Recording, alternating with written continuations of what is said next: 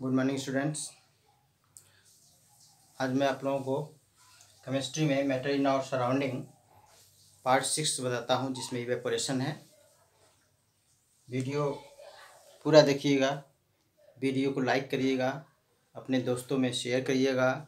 अगर पहली बार देख रहे हैं तो सब्सक्राइब करिएगा, कमेंट करिएगा और बेल आइकन को ऑल पर सेट कर दीजिएगा, ताकि न्यू वीडियो की नोटिफिकेशन आपको समय समय पर मिलती रहेगी। तो चलिए स्टार्ट करते हैं। इवापोरेशन। इवापोरेशन क्या है? इवापोरेशन एक ऐसा प्रोसेस है। Evaporation is the process in which liquid changes into gaseous state, जिसमें लिक्विड गैसियस स्टेट में चेंज हो जाता है, गैस बन जाता है। जैसे वाटर को हीट करते हैं तो वाटर हीट करते हैं तो वाटर पेपर बन जाता है, तो वो इवापोरेशन प्रोसेस है। पॉन्ड, लेक्स, रिवर का पानी उड़ जाता है जब उस पर सनलाइट पड़ता है। सनलाइट पड़ने पर वह इवेपोरेट हो जाता है। यानी evaporation is the process in which liquid changes into gaseous state by heating, यानी हीटिंग करने पर वह गैसियस स्टेट में चेंज हो जाता है। Evaporation causes cooling. Evaporation causes cooling. Evaporation cool करता है। इवेपोरेशन के कारण कूलिंग होती है। पहले हम जान लेते हैं कि हमें गर्मी क्यों लगती है या इवेपोरेशन क्यों होता है। जैसे अगर हम वाटर को हीट करते हैं तो इवेपोरेट हो जाता है। जैसे मान लो हमें पसीना हुआ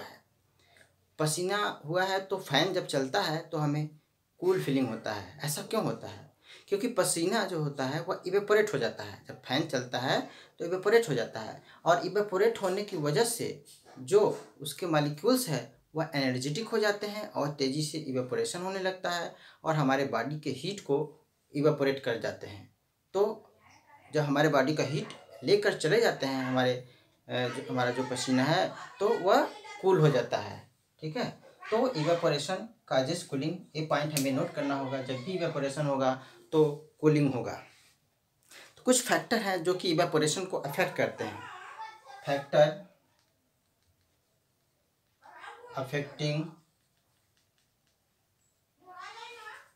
अफेक्टिंग इवेपोरेशन।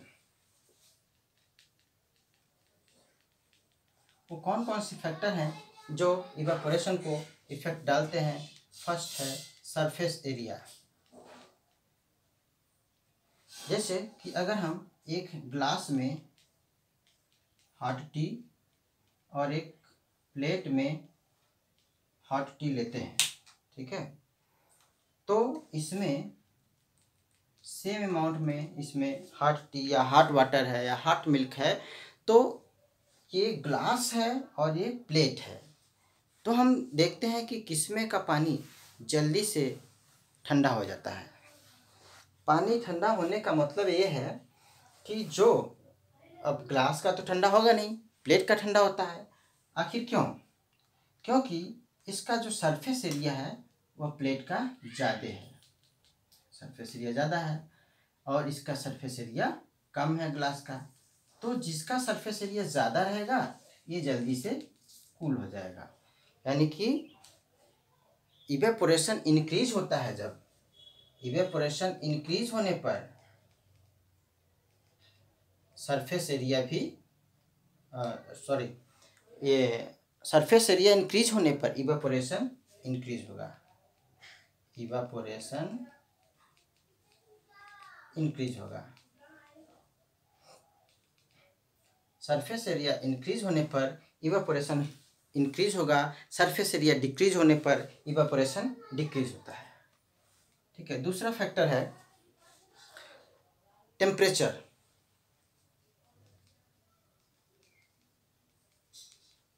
देखिए, गर्मी के दिनों में टेम्परेचर अधिक होता है, ठंडी के दिनों में टेम्परेचर कम होता है। तो जब हम कपड़ा साफ करके डालते हैं तो गर्मी के दिनों में जल्दी सूख जाता है और ठंडी के दिनों में देर से सूखता है। क्यों? क्योंकि गर्मी के दिनों में टेम्परेचर ज़्यादा होता है। ज़्यादा होने की वजह से इवेपोरेशन फास्ट होगा, इवेपोरेशन फास्ट होने की वजह से वाटर उसका जल्दी सूख जाएगा। तो ये हम कह सकते हैं कि टेम्परेचर इंक्रीज हो रहा है तो इवेपोरेशन फास्ट हो रहा है, जिससे कपड़ा जल्दी सूख रहा है। वही विंटर सीजन में टेम्परेचर कम होने के कारण इवेपोरेशन स्लो होता है, इवेपोरेशन स्लो होने के कारण कपड़ा देर से सूखता है। इसका मतलब भी यही हुआ कि अगर टेम्परेचर इंक्रीज करें तो इवेपोरेशन भी इंक्रीज होगा। अगर डिक्रीज करते हैं, टेम्परेचर कम होता है तो इवेपोरेशन भी डिक्रीज होगा। ठीक है। तो अब इसके बाद थर्ड फैक्टर है ह्यूमिडिटी।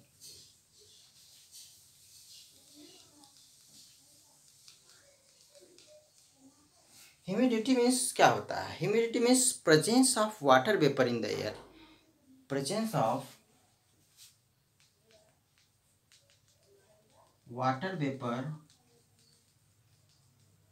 In air. एयर में जो वाटर वेपर की मात्रा होती है वही ह्यूमिडिटी होती है। जैसे कि गर्मी के दिनों में जो एयर होता है वह सूखा होता है और ठंडी के दिनों में जो एयर होता है वह सूखा नहीं होता है, वेट होता है। तो गर्मी के दिनों में क्योंकि ह्यूमिडिटी कम होती है, ठंडी के दिनों में ह्यूमिडिटी ज़्यादा होती है, तो गर्मी के दिनों में कपड़ा जल्दी सूखता है और ठंडी के दिनों में देर से सूखता है।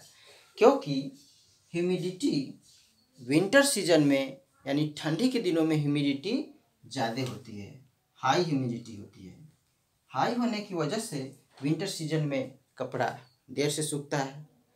तो विंटर सीजन में हाई होता है और समर सीजन में ह्यूमिडिटी लो होती है। इसका मतलब ये हुआ कि अगर ह्यूमिडिटी इंक्रीज हो रही है तो इवेपोरेशन स्लो हो जाएगा, उल्टा हो जाएगा। ये ह्यूमिडिटी इंक्रीज होने पर इवेपोरेशन स्लो हो जाता है। इवेपोरेशन अगर ह्यूमिडिटी इंक्रीज है तो स्लो होगा, अगर ह्यूमिडिटी डिक्रीज हो रही है तो इवेपोरेशन फास्ट होगा।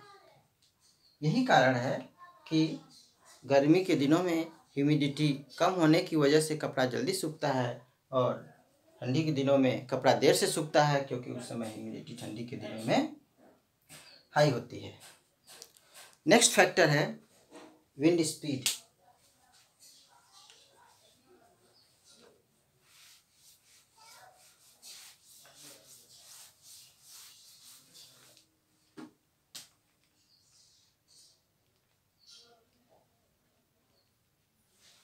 ये बताइए आप लोग, विंड स्पीड, अगर हम कपड़ा डाल देते हैं तो जब हवा तेज चलती है तो कपड़ा जल्दी सूखता है, हवा नहीं चलती है या धीरे चलती है तो कपड़ा देर से सूखता है।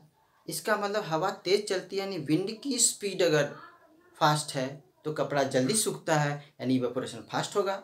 यानी कि विंड स्पीड इंक्रीज होने पर इवेपोरेशन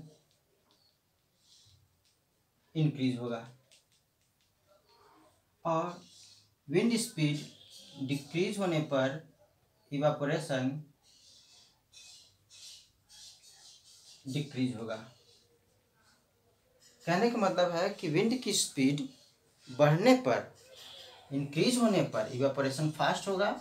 इवेपोरेशन जब फास्ट होगा, इंक्रीज होगा तो कपड़ा जल्दी सूखेगा और विंड स्पीड कम होगी, डिक्रीज होगा तो इवेपोरेशन स्लो होगा तो कपड़ा देर से सूखता है। तो ये 4 फैक्टर हैं जो इवेपोरेशन को इफेक्ट डालते हैं। उम्मीद है समझ में आ गया होगा आप लोगों को।